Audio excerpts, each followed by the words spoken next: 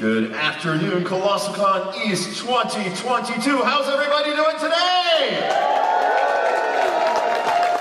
Awesome to hear. Now keep that applause going. Put your hands together. Welcome to the stage, the man, the myth, the legend, Mr. Steve Blum and Mr. Beau Billingslea.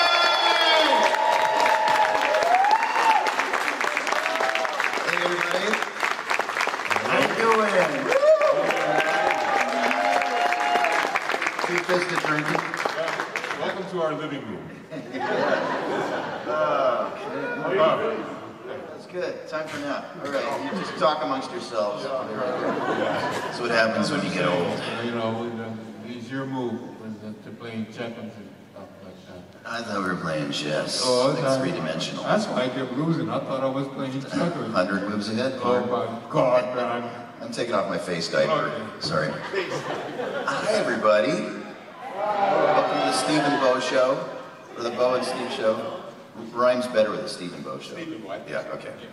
Talk Billy. Lee Billingslea.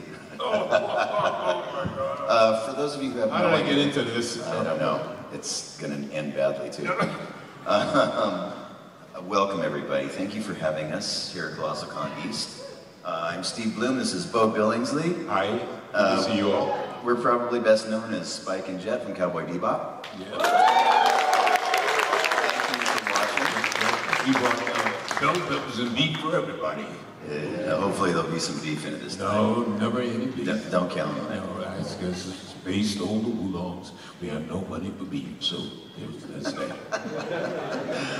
I'm going to eat your little trees. No, you don't. You touch my bonsais. Don't touch my bonsais now. So, yes, we are from Bebop, but you guys can feel free to ask anything, and we'll answer. We probably will answer badly or wrong, but we'll answer. So, we have a microphone up here, so feel free to line up in front of the microphone and give us your burning questions. Please try to keep the questions kind of short and one question per person so we can get through everybody. And fire away, sir. Hey guys, how you doing? Great. I have a question for both of you guys. In all your many years of doing like the convention circuit, do you have like any really nice, like pleasant memories of like a convention that you went to that really stood out as like, man, that was such a really nice experience, whether it be meeting the fans or dealing with convention staff or anything, just like this one really stood out among like all other conventions? Oh. Well, the LA. Yeah, that was amazing. Yeah. Is that Anime Expo? Anime Expo. Yeah, Anime Expo. Go ahead and you tell us. We had an amazing experience. The whole Bebop gang was there. We were on stage. We had a panel. It was, I don't know, 1,000, 2,000 people. It was a huge room. 2,000 people in that room, yeah. And we had open mic, and people were coming up, asking their questions and making their statements. And this one woman came up, and she could hardly speak. And she told us about her experience with Cowboy Bebop, that she was in a deep, deep depression, and that she was seriously considering taking her own life. And a friend of hers introduced her to Cowboy Bebop, and she watched it and it turned things around for her.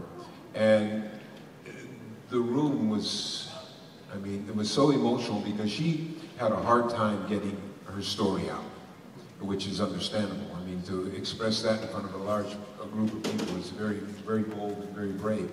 But she finally got it out, and so we all went down. I think Steve started it. We all went down and we gave her a circle hug, and we were all weeping. We were all. The entire audience was weeping. I mean, yeah. it was the most amazing experience I've had at a con. Yeah. For someone to bare their soul to a large group of people and to attribute what she did to us, and what Cowboy Bebop did for her life, that was just astounding. Yeah, and just to watch that many people collectively care for her in that moment too. That's one of the things we love most about coming to cons, is hearing your stories, and your stories move us because we do all of this in a vacuum. When we recorded Bebop, we were in a rubber room by ourselves with the engineer and the director on the other side of the glass. And we didn't know if anybody was going to see these things, much less have them affect their lives so profoundly. So those are the kinds of stories that we hear that just change us on a molecular level. and keep us coming to these things. So thank you guys for sharing your hearts with us. That means everything. Right. Thank you. Thank you. Good question. How you doing? Okay. Yeah, you're good. First of all, I want to say thank you so much for building up my childhood, watching me on Tsunami, and pretty much I think one of the enemies that did help me go into anime, so I appreciate it. I would like to say that you probably have had a lot of fun moments in the recording studio, whether you by yourself or together. My question is, what would you say, if you hear from each of you, your most memorable recording moment on Cowboy Bebop? Most memorable moment recording Cowboy Bebop. What's yours, Beau? Why? Well, you remember Mushroom Samba? Well, I don't. who am I anyway? They told me I had a good time. You did. You had a great time. Well, yeah, we were. First of all, I never thought that I would be voicing a character that was stoned in anime. That was fun. And being a method actor. No, I'm just joking. I remember. I think Spike asked Jet what we were going to have for dinner, and we were eating those mushrooms, and so I gave it a shot. You know, we did it the regular way, but I gave it a shot to say, well, shiitake mushrooms on ice. And so Mary Elizabeth said, okay, that's fine. Let's do it regular now, like a human. So I did shiitake mushrooms on ice, and it actually got through. I don't know how it happened, but it got through. So Jeff was able to say shiitake mushrooms on ice, Mike. Probably the most memorable moment for me was during the movie. We were over at Sony Studios in this big room where they usually do feature films. And the executive from Sony was pacing behind us as we were recording. Made it super uncomfortable. And finally he left the room, and he was offering his opinions on everything. He didn't know anything about anime. He didn't even know what Cowboy Bebop was, but he had lots of opinions. So we finally got him out of the room, and right after he left, I was doing the scene with Elektra, where we were in the jail cells together, and Spike is opening his heart. He's pouring his heart out to her, talking about his pain. This is the first time Spike really expressed any kind of vulnerability. And to get there authentically, I had to actually go to a place of personal pain, and I had to become vulnerable. It was the first time I'd ever done that as an actor. I didn't have the classical training like this guy. So I didn't really know how to do that. I was super uncomfortable doing that, especially in my own voice. And so that was a benchmark moment in my life as a person and as an actor. It changed everything, and I realized the value and the power of becoming vulnerable and expressing yourself, expressing love and pain and all that stuff. And I was taught not to express any of that as a kid. So that changed everything for me. And I have Mary Elizabeth to thank for that, who is now my wife, by the way.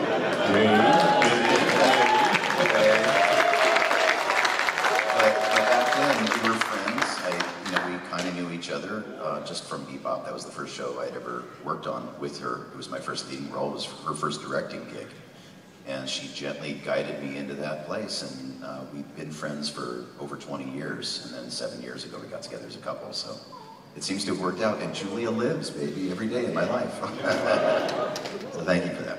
Thank you. Awesome. Hi.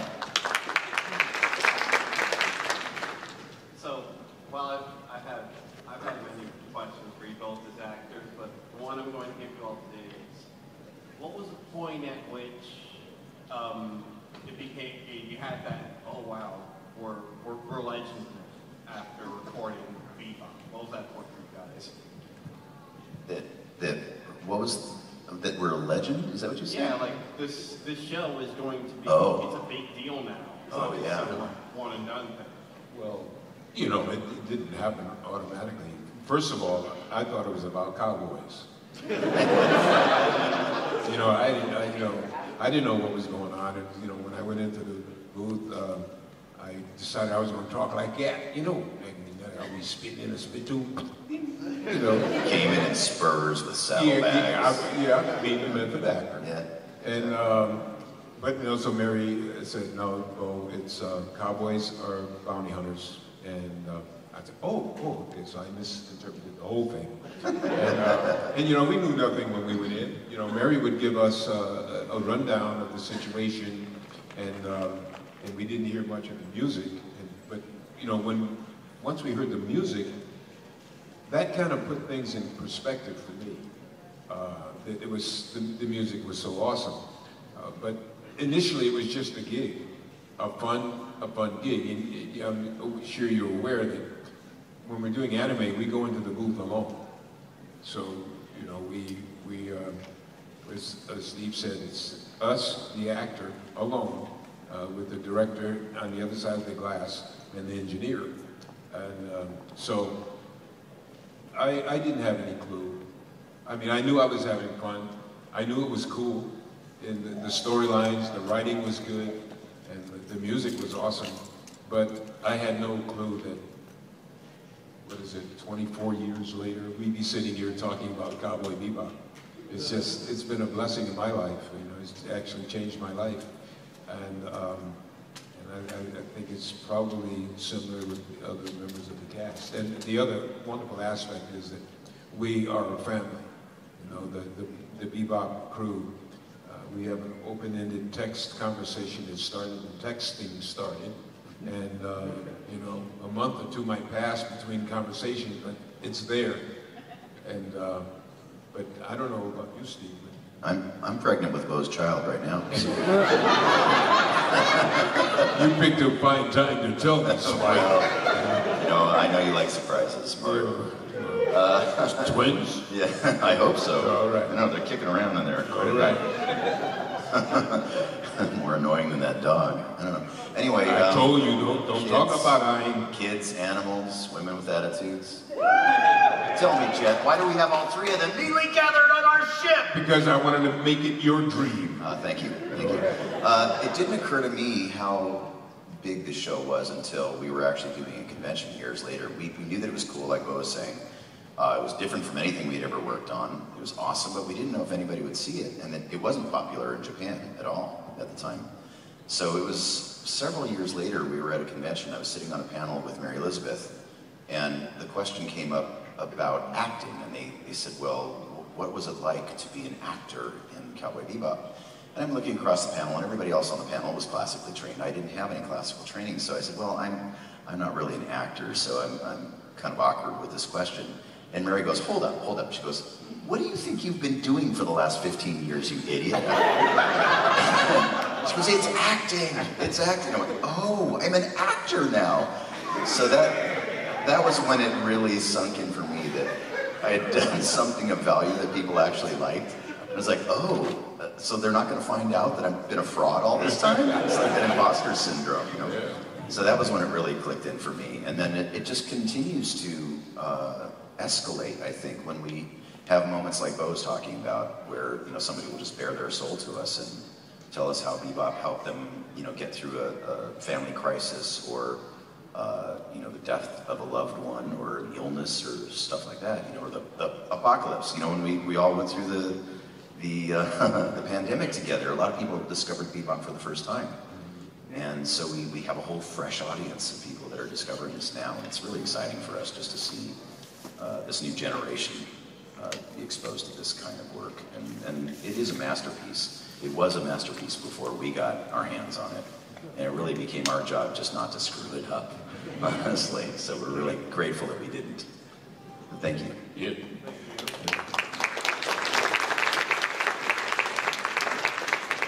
Hi. Hey. Hey, how you doing? Great. First of all, thank you both of you for the work you've done. You guys have provided a lot of support to the room, especially when doing the show. But mostly, especially to you, Steve. I grew up with your work as you being Tommy and Tsunami. Then I saw you as Spike, my first watch how to keep up. Then I played you as Hank Dempsey in Call of Duty.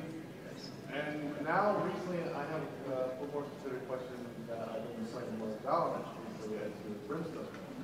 And my question to you is, I want to know what when voice acting for Valorant and stuff, how was the direction in research when you knew that the voice line that you had to use for this game was going to be used for like to like do call outs and games like for competitive games like in Valorant, just how difficult like the mentality that you had when having to voice act for this and the direction. Yeah, the interesting thing about Brimstone was that when I first saw the model sheet for the character, the artwork for him, he looked like a soldier. And I had played hundreds of soldiers in my career, and I thought, okay, this is going to be easy. I just go in and I'll say, incoming! You know, the usual soldier stuff. But the guys at the studio actually took a lot of time, and we spent about an hour talking about it before we even started recording, which is very unusual in a video game. We never have that kind of time. And they said, this guy is going to become like a leader, a friend in the game that will sort of guide you through. And so we want him to still have that commanding presence, but we want him to be relatable, and we want you to the player to feel like he's a partner with them, and part of that, the experience in that way, which changed the direction of it for me a little bit in the delivery of that character. I don't know if it played out that way, but that's how they couched it for me. And so, you know, a lot of the lines were still very much like, incoming, it was that kind of thing, you know, light up the sky, it was that kind of stuff. But there were some moments in there where he, you know, kind of brought it down, and he was speaking one-to-one. Did he have to, like, play the game in front of you so you have an idea of what to say? Oh no, we didn't have that luxury. There was nothing done. No, it was just words on a screen. That's all. So that's the way most things are for us. We don't really have that much context. Unless it's an anime, and then we're working to the visuals. Fair enough. Have you played the game at all? I'm not a player. Yeah, so when you hear me on Tsunami doing these amazing game reviews, they're actually being played by the leaders in the company at Adult Swim. It's usually Gil and Jason, the executives at Adult Swim, who are playing these games. And oftentimes when they used to direct me live, now they just send me the scripts and I record them at home. But it used to be they would direct me live, and I could hear them actually clicking in the background as they're playing the game, directing me. So I know that they were doing it, and they were really, they're smart guys. They've played a bazillion games, so they're pretty well done, I think. But most of the time when I'm doing those reviews, I have no idea what I'm even talking about. No idea. I told you not to say that. Yeah. But thank you for watching Tsunami. It will be on in a few hours. Only Tsunami on Adult Swim.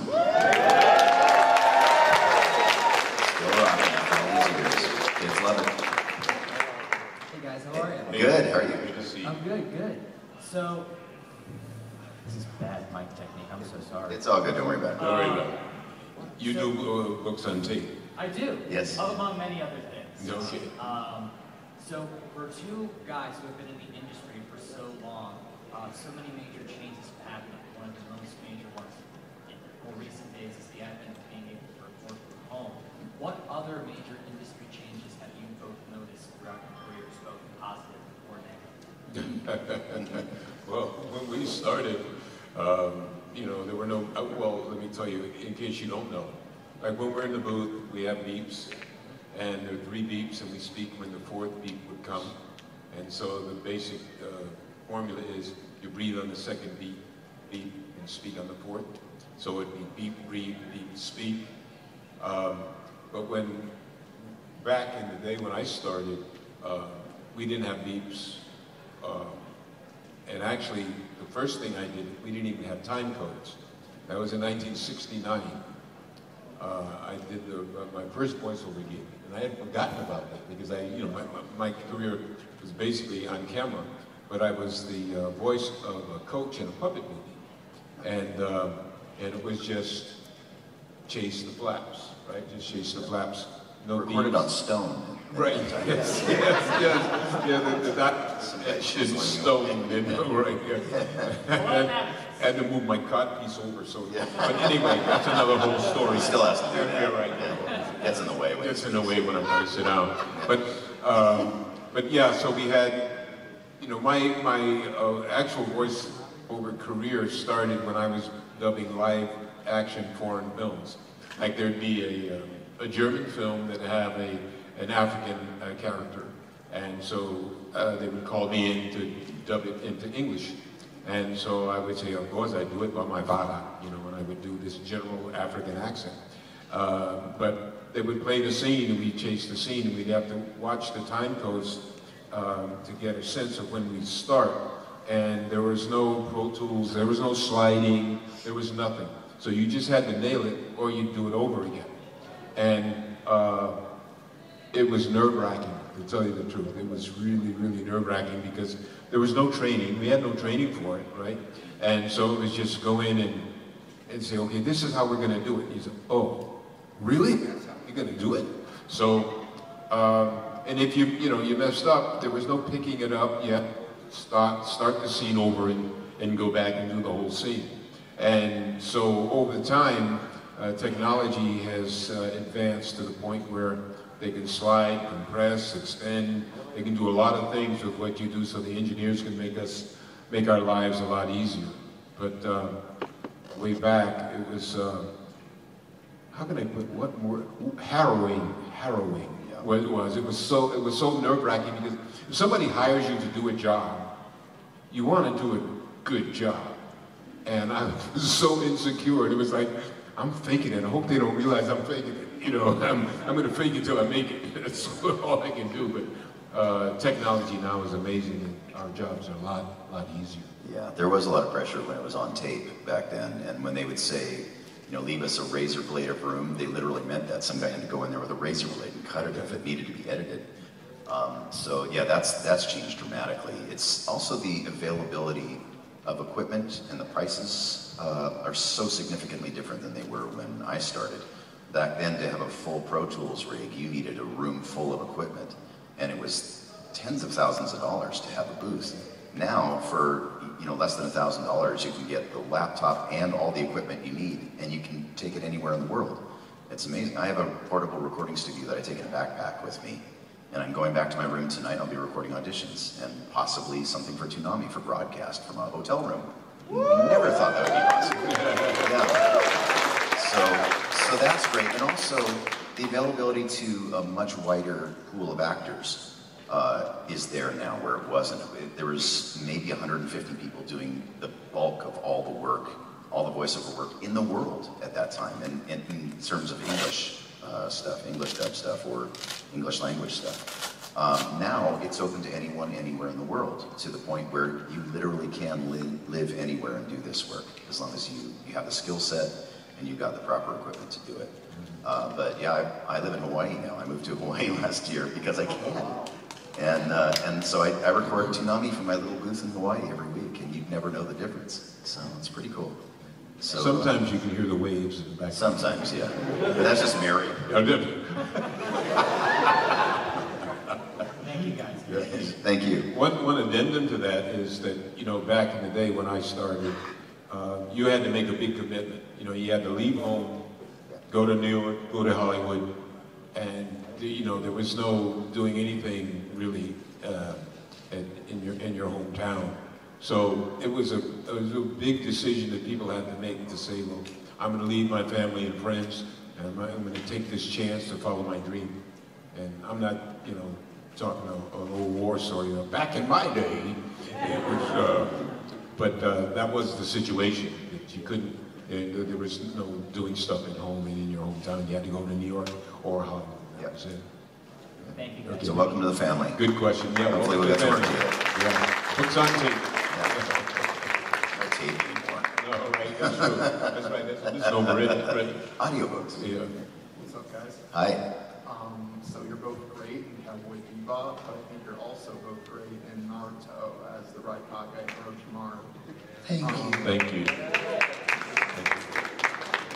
When you play characters like that for like a really long time, do you ever get like, do you get to get input as to like how your character like say something? Like I wouldn't, like you wouldn't say it like that, or is there a director that's like, no, he says it like that? You go. Well, Mary Elizabeth McGlynn, my wife, was our director on that show. Also, she directed over 700 episodes of that show. And she made it a point to have fun in the booth. And so if we had an idea, she wanted to hear it. She wouldn't use it, but she wanted to hear it. Sometimes we'd sneak something in there. Like occasionally, especially with the Orochimaru, she wanted all the S's to be very sibilant and serpentine sounding. So I would we put a little bit of extra when I would say, what was that? Sasuke. Yeah, so those kinds of things, it would, as long as it would fit into the lip flaps, we got to do little things like that that would enhance the performance. Yeah, so great question. Yeah. And they keep us, the directors kind of keep us on track.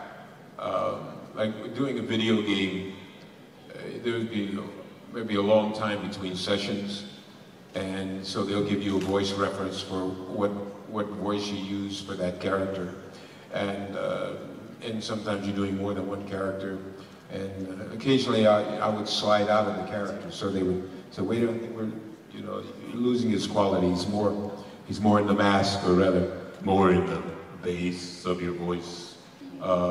So it's nice to have a director like Mary, who has such a keen ear to keep us on track, as well as the other acting aspects of the character. I was just talking basically about voice quality. Or if you're doing an accent. I remember I was doing a Dominican and Mafia 3 or something, and I started sliding out into, I don't know what, Irish or something. I started talking like that. All of a sudden, I was in Dublin, and they said, "No, Beau, you're Dominican." I said, "Oh, I forgot." So, yeah. Well, and then you have Mary to guide you back. She still directs me while I drive and load the dishwasher. That's good. Can you try that with a little more talent? Yeah, that's good. Thank you. Do it right next time. Hi. Hey, what's up? You win Abs of the Year award. Yeah. Amazing. It's really distracting. That's right. I just want to wash my clothes on your. What happened? Fantastic. My name's Ty. I'm actually a stand-up comedian. I actually performed at Adult Swim Fest last time. Hey, nice. Yeah. My question for you guys is, because as a person who also wants to be a voice monkey at some point, what was the impetus for you guys wanting to start this version of acting? Because like you said, it basically is still acting and stuff. But as a person who also does stage work, I think that this is probably the next thing or the next avenue I'd like to try. Is because with comedy, you're basically doing a lot of body work and voices anyway. So I feel like there's a lot of overlap. What for you guys was your impetus for I want to do this specific kind of acting? I want my voice to be the thing that everyone hears and I'll just cross all media. I didn't. I went to Hollywood to be an on-camera actor, because right when I started in 1830, you went to Hollywood or New York to be an on-camera actor. That was when people weren't even talking about voiceover. So my segue from on-camera acting to voice was I was simply asked to do it, and then and when I was asked to do anime, I didn't even know what it was, and so but I did it and obviously fell in love with it and had a reasonable amount of success. But it wasn't a conscious decision I made. I was just asked. Yeah, same for me. I had no aspiration of being an actor at all. And like I was saying, I didn't even know I was an actor for years. I was playing in an R&B band. I wanted to be a musician, and I wasn't that good, but I loved it. It was really fun playing the Sunset Strip and all the clubs that everybody made so famous in the day. We used to play the Troubadour every week. It was crazy. But I was offered free pizza one weekend to come in and audition for the role of a creature for an anime, and I didn't know what it was. It was Japanimation was all I knew.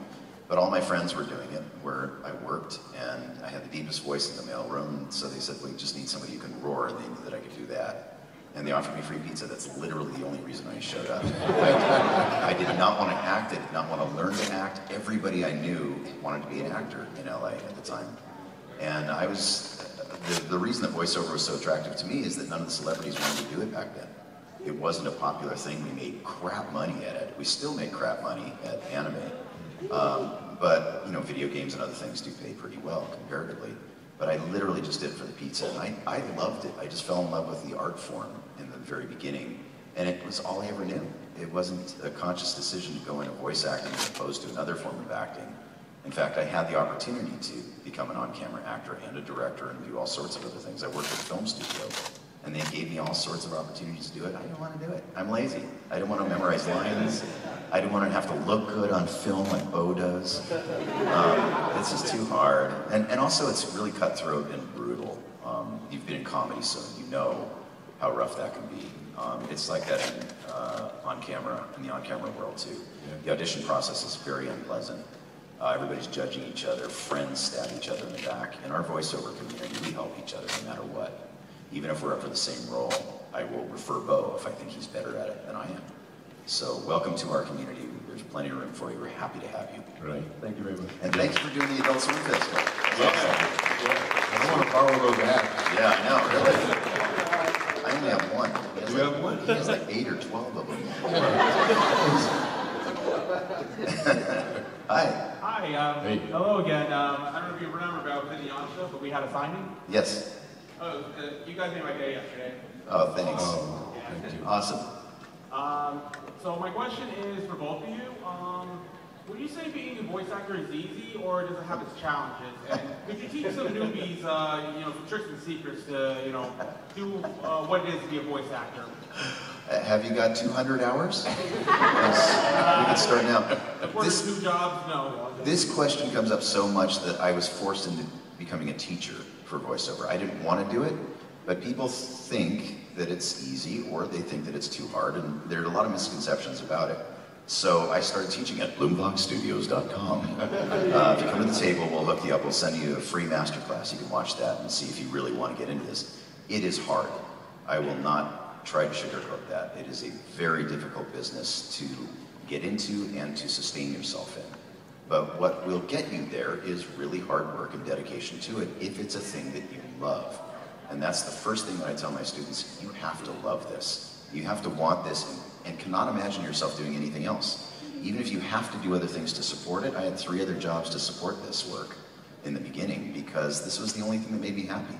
I truly love it that much that I'm willing at 62 years old to go back to my hotel room tonight and record 15 auditions when I'm going to be dog tired by the end of the day, but I'm going to do it, and I will reset myself mentally to say that I get to do this rather than I have to do this. If you can say that about the job that you're working on, you're in the right position. Yeah. No, yeah, it's, I doze off. What was the question? How do you get into exotic dancing? That was the question. Okay, yeah. Well, I just showed up nude, you know. Bow and arrows. No, it's true. It's true. It's the business. A lot of people want to get into the business now, and it's not easy. But as Steve said, you have to love it. In any area of show business, you have to love it. Because it's the one area of life that you can be really good at what you do and still not make a living. You know, you can be a great accountant, a great lawyer, doctor, you will make a living. But in our business, you got to be right place, right time, lucky to be discovered or whatever project. So if you have to have a real look for it, because Hollywood and you know, I guess Dallas or wherever, it will beat you down. And no matter what level of success you reach, you always have rejection, or if you want to look at it that way, that a lack of success, that you audition and not book it, or you'll do a project for 6 or 7 iterations or 6 or 7 years, and all of a sudden they'll recast the whole cast. Yeah. Final Fantasy. Final Fantasy. Dining Warriors. So, loving it is, and having it in your bones is I think is a necessity for you to work. You know, driving your family nuts and your friends nuts because you're always doing what you do. You know, you like my bad Irish accent or whatever it is. I'll say, so Cece, what are we having for dinner? And she said, oh, so we're doing that again, are we? Oh, okay, sorry, I'll come up with something else, you know. So, but yeah, and it is also rough on our voice, some of the work we do. You know, like the orcs. What you guys? you know, that stuff. And you know, you have to try to bypass your throat. And when you're doing that stuff, if you do an 8-hour Wallace session, and by the end of the session, you don't even sound like yourself. So then you're down for 2 or 3 days because you can't audition because you don't sound like yourself. And I don't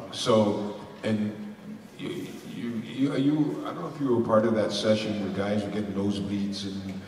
I opted out of that session. Oh, I was supposed to be part of that. I said no. Yeah, you were smart. Yeah. You were smart because you can do something like that for a little bit, but if you're going to do 8 hours of it, like the orcs when they have the scenes and where there's thousands and thousands of them, well, we may have 8 to 10 actors on the ADR stage who are voicing those characters, and so we have to do pass after pass after pass.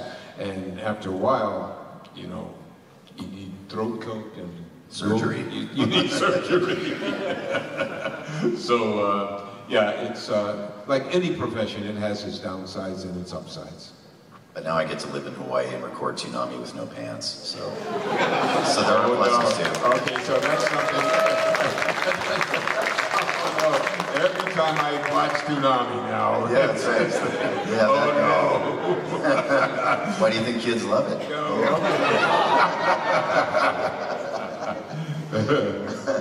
Thank you. Hi. Hello. Again. Hello. Hi. I saw you guys earlier. You're great. So I was wondering, I always hate hearing recordings of my own voice, and I know that's sort of a similar thing with a lot of people. So I was wondering, as voice actors, do you guys ever get over that? And if so, like, how do you get used to just like hearing yourself on, like, hearing recordings and being like, oh yeah, that's great, I like hearing my own voice, or does that ever happen? In my classes at bloomboxstudios.com, it's such a common issue for all of us that I actually had a class called Making Friends with Your Voice. Okay. Because most of us start out that way. Once you get into voice acting and you hear your voice back for the first time, it's like, oh, I really sound like that? Yeah. Weird. It does take a while to get over, but it's really just repetition. You just do it long enough. And also, sometimes it requires affirmation. A lot of that has to do with our opinion of ourselves that we ingested as our own truth that people told us. So I had people in my life that say, you can't do this.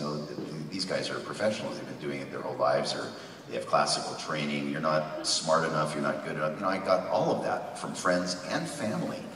And I ingested that as my own truth. And so we're really our own worst enemies, and we can get out of our way. There's a way to do that. And one of the things I talk about in that class is finding something that you like about yourself. Concentrate on that, and the more that you concentrate on the things that you like rather than you dislike, it will become a habit.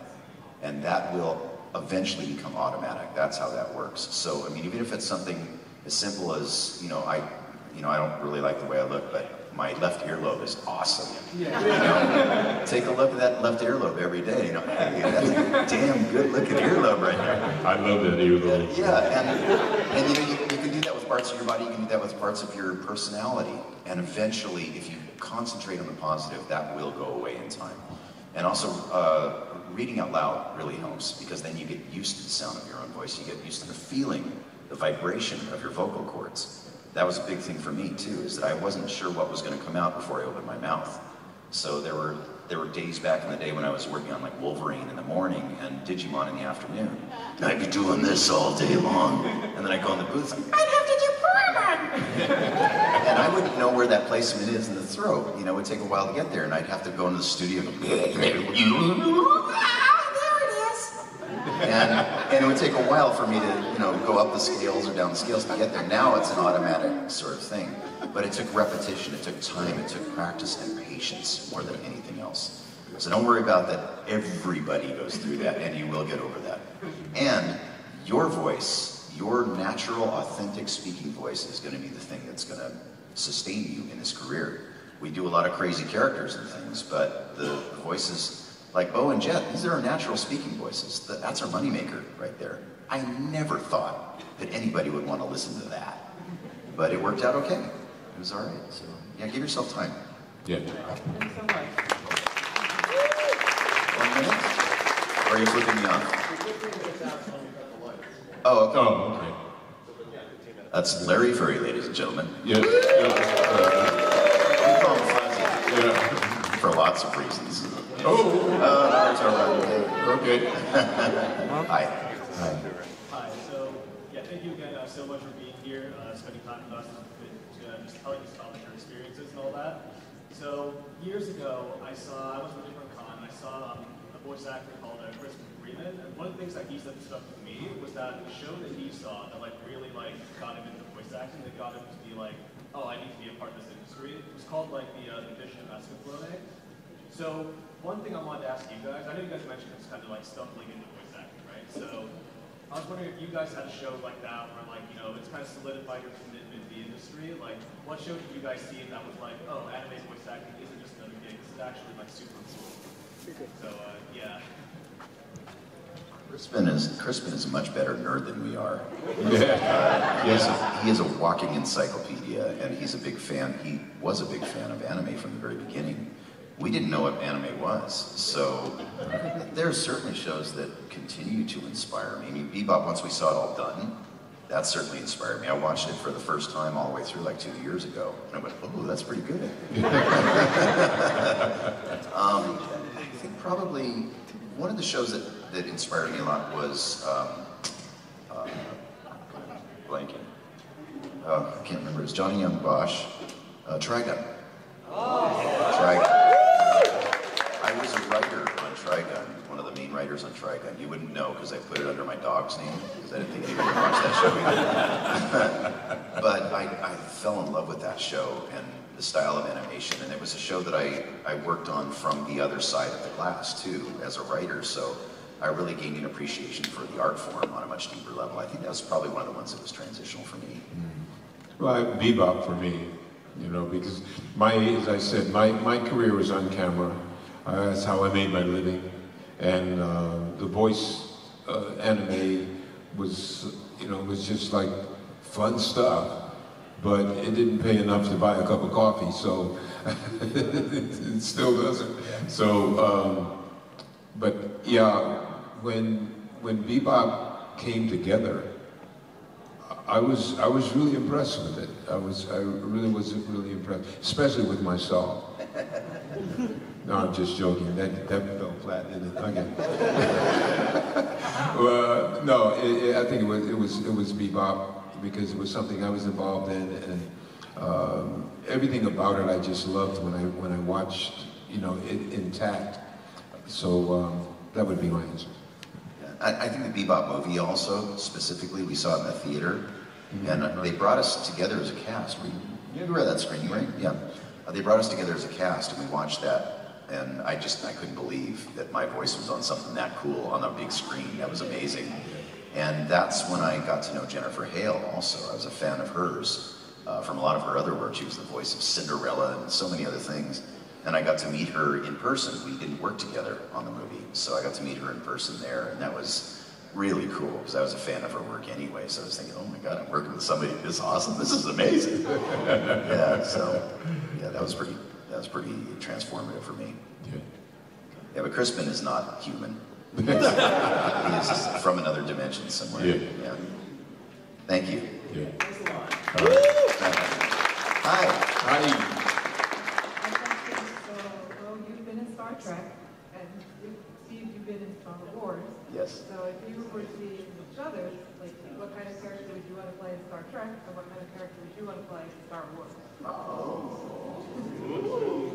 Well, you know what? It would be funny. I would like to be a stormtrooper because I would like to kick ass. They never get the target though, right? I know, right? Yeah, that's true. That's true. That's true. Yeah, Death Trooper. Probably a Klingon. Or a Tribble. I'd like to be a Tribble. Yeah. Pet me, Spock. Do not compute. That does not compute. I'm a Star Trek fan too, so I love it all. Thank you. You look awesome, by the way. Yes, you do. Hi. Hey. Hey, how's it going? Great. Fantastic. Well, I'm just going to concur with what anything else that you had to say. Thank you so much for making our childhood and everything to be everything that it actually was. And from Tsunami to Bebop, it was, you know, filled our hearts with glee, and it still does to this day. So thank you so much.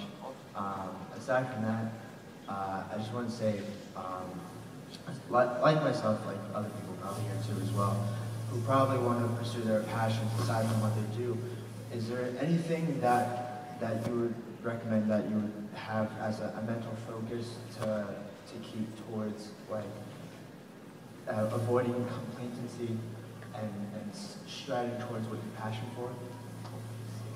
Lists help me, because I'm very lazy and I'm very disorganized. And if I have a list, an easy list, I make myself lists almost every day. And I'll give myself a little goal each day, and I'll check them off. And when you do that, it gives you a sense of forward movement and accomplishment. That really helps me, especially when I get behind on stuff right now, for the students in the room that are at blueboxstudios.com, I'm really far behind on doing follow-up videos, for example. Every time I do a class, there are questions that don't get asked in the context of the class, and I do a follow-up video afterward. I'm like 5 classes behind now, 6 classes behind. I've made that list though, and I've given myself a time limit of when I have to get this stuff done. I will do it. It's not something that's easy or pleasant necessarily if I'm super tired, but I know that it's important, and so I'll do that. That will keep me moving forward. So that, I find that very helpful. You know, any time in life, if you have a goal, you have a dream, I was taught to visualize myself a success in that context. And it started as an athlete because my self-vision was I was an athlete. Starting playing football when I was age 8 in Pop Warner. And, but I was lucky to have a mother and father who taught me to visualize and to hone my photographic memory, to like look at a page on a book, close my eyes and then see the page. So visualization is a good technique you can use in any aspect of your life to visualize yourself a success. And visualizing, for me anyway, visualizing myself a success caused me to work hard to get there. So, because nothing is easy in life, and if it's worth having, it's worth working hard. So that would be my input. Awesome. Thank you so much. I appreciate it. Thank you. Hey there. Billy. You touched on this a little bit earlier on, but I'm wondering if in your lives you ever came to a critical point where you were thinking of committing yourself to what unpleasant people would call a real job. Yeah. And if so, what kept you on the path to being after this? Yeah, 40 years old is when it happened for me. I quit my job at a film studio, that same film studio I was working at when I tried voiceover for the first time. I was in the mailroom then. I became an executive at that studio. I was making 6 figures, I had a corner office in Hollywood, hated going to work every day. And I booked the role of the guy from 7-Eleven, the 7-Eleven stores. I was doing those commercials. I was the guy who said, "Oh, thank heaven," at the end of the commercials. And I thought, this is my ticket out. I can finally get out, I can finally do voiceover full time, because all my friends who are doing commercials are making a fortune and buying houses. So I quit my job, and 2 weeks later the union went on strike, and I was out of work for 1.5 years. I was also going through a divorce at the time, and I gave up a 4-bedroom house, gave it to my ex-wife, and I was living in my brother's old bedroom at my parents' house, and I remember 40 years old in the fetal position thinking, I'm in massive debt, I have no job, I don't know what I'm going to do for the rest of my life. I'm going to have to, you know, work at a restaurant or something. You know, I got to start over. And I just, at that point, it was such a rock bottom for me that I thought, wait a minute, I still love doing voiceover, and I can still do that even for no money, and I can get something else that can sustain me financially. I can get another job or 2 jobs or 3 jobs ultimately is what I had to do to support myself. And I just did it. I got up off the bed and I just did it. And I never looked back. And at that time, that was one of the most transformative, important moments of my life. And when you're in that kind of a state, when you're in the figurative fetal position in your life and you feel like there is nowhere to go, that is a clearing for all possibility to happen. And I didn't realize it at the time, but now I appreciate I appreciate it so much that that I reflect on that moment now, so that I'm grateful every day for the rest of my life. So if you have that, if you're experiencing that in your life now, just know that you'll get past it. If you fall down 7 times, get up 8, like we said in Tsunami. And it really is the getting up that makes the difference. Yeah. I started my life, my adult life, as an attorney. I went to law school and I practiced law, and I decided I wanted to be an actor. And actually I started while I was in law school, and of course all my peers, everybody saying you're crazy. But I talked to my dad, and he said, if you have a dream, you follow it. He says, you have your law degree, you can always come back to it. If you have a dream, you follow it. And he said he spent his life getting up, going to work to jobs he hated, and he didn't want that for me. And so I took that as a lesson, and I passed that on to other people to say, if you have a dream, you follow it. And it takes, sometimes that decision takes a lot of courage. But if it's something deep down inside of you that you want to do, you go out there and do it. Thank you for being actors. Thank you.